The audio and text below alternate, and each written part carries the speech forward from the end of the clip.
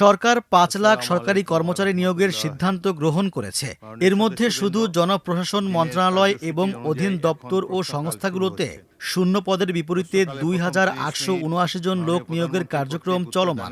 ১৫ April সকালে জাতীয় সংসদের প্রথম অধিবেশনে ১৪তম দিনের প্রশ্নোত্তরে লিখিত জবাবে একথা বলেন তিনি। প্রধানমন্ত্রী আরও বলেন, ১ জুলাই থেকে ৫ বছর মেয়াদী পঞ্চম প্রাথমিক শিক্ষা উন্নয়ন কর্মসূচি শুরু হতে যাচ্ছে। সকল প্রাথমিক বিদ্যালয়ের শিক্ষকদের বিশেষ প্রশিক্ষণ কর্মসূচির আওতায় আনার ওপর গুরুত্বারোপের কথাও বলেছেন তিনি। প্রাথমিক বিদ্যালয়গুলোতে মোট শিক্ষকের সংখ্যা ৩,৭৬,৪৮৯ জন।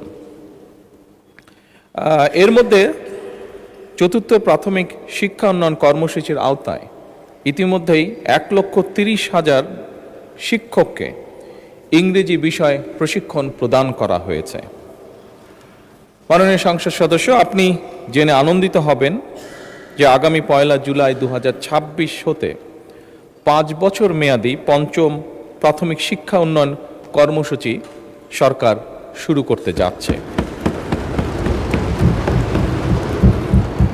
এবং এই কর্মসূচির মাধ্যমে অবশিষ্ট যে শিক্ষকবৃন্দ আছেন তাদেরকেও ইংরেজি বিষয়ে শিক্ষা প্রদানের পরিকল্পনা বর্তমান সরকারের রয়েছে। তিনি জানিয়েছেন, খেটে খাওয়া মানুষের জীবনমান উন্নয়নে বিভিন্ন কৌশল গ্রহণ করেছে সরকার। এরই মধ্যে নির্বাচনী প্রতিশ্রুতি বাস্তবায়নও শুরু হয়েছে। বিগত নির্বাচনে এই দেশের মানুষ বিপুল ভোট দিয়ে জয়যুক্ত করেছে দেশকে পরিচালনা করার জন্য। এই দলের কমিটমেন্ট হচ্ছে এই দেশের মানুষের প্রতি, মাননীয় স্পিকার। এই দলের কমিটমেন্ট হচ্ছে এই বাংলাদেশের প্রতি, মাননীয় স্পিকার। এবং সেজন্যই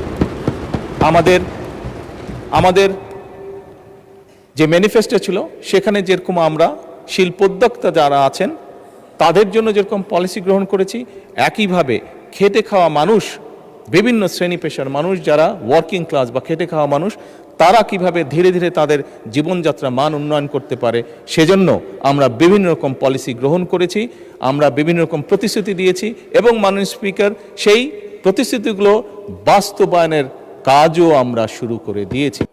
প্রতিরক্ষা ব্যবস্থা সুদৃঢ় রাখতে সশস্ত্র বাহিনীর আধুনিকায়নের কথাও জানিয়েছেন তারেক রহমান।